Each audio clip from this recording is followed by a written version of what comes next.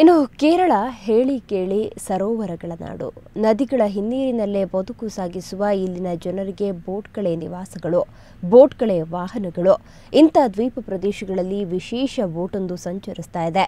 ಗುಡ್ಡಗಾಡು ಜನರಿಗೆ ಯಾವುದೇ ತೊಂದರೆ ಆಗದಂತೆ ನೋಡಿಕೊಳ್ತಾ ಇದೆ. ಹಾಗಾದ್ರೆ ಆ ದೋಣಿಯ ವಿಶೇಷ ಏನು, ನೀವೇ ನೋಡಿ. ಕೇರಳದಲ್ಲಿ ತೇಲುವ ಆಸ್ಪತ್ರೆಗಳು ಸದ್ದಿಲ್ಲದೆ ಯಶಸ್ವಿಯಾಗಿ ಕಾರ್ಯನಿರ್ವಹಿಸುತ್ತಿವೆ. ಕೊಚ್ಚಿ ಮತ್ತು ಆಲಪ್ಪಿ ವ್ಯಾಪ್ತಿಯ ಸರೋವರಗಳ ಹಿನ್ನೀರಿನಲ್ಲಿ ಈ ತೇಲುವ ಆಸ್ಪತ್ರೆಗಳು ಸುಮಾರು 30ಕ್ಕೂ ಹೆಚ್ಚು ದ್ವೀಪ ಪ್ರದೇಶಗಳ ಜನರ ಸೇವೆ ಮಾಡ್ತಿವೆ.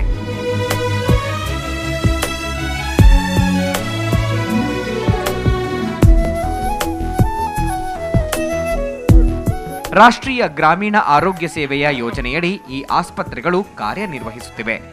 ಕೊಚ್ಚಿ ವ್ಯಾಪ್ತಿಯಲ್ಲಿ 2 ಮತ್ತು ಆಲಪ್ಪಿ ಪ್ರದೇಶದಲ್ಲಿ 1 ತೇಲುವ ಆಸ್ಪತ್ರೆ ದೋಣಿಗಳಿದ್ದು, ಗುಡ್ಡಗಾಡು ಪ್ರದೇಶಗಳ ಮೀನುಗಾರರ ಮಕ್ಕಳು ಮತ್ತು ವೃದ್ಧರ ಮನೆ ಬಾಗಿಲಿಗೆ ಹೋಗಿ ಚಿಕಿತ್ಸೆ ನೀಡುತ್ತಿವೆ.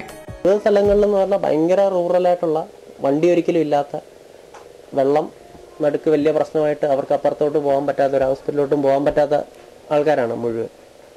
അവർക്ക് ഭയങ്കര പ്രയോജനം. എനിക്ക് തോന്നുന്നു അവരുടെ ലൈഫിലെ ഏറ്റവും വലിയ പ്രയോജനകരമായൊരു സംഭവം നടക്കുന്ന ഈ ബോട്ട് അവിടെ ചെല്ലുക എന്നുള്ളതാണ്. കാരണം അവർ വേറെ ലൈഫില്ല അവർക്ക്. ആ ഒരു ഐലൻഡ്, അവിടുത്തെ ചെറിയ കൃഷികൾ, മീൻ പിടിക്കുന്നു.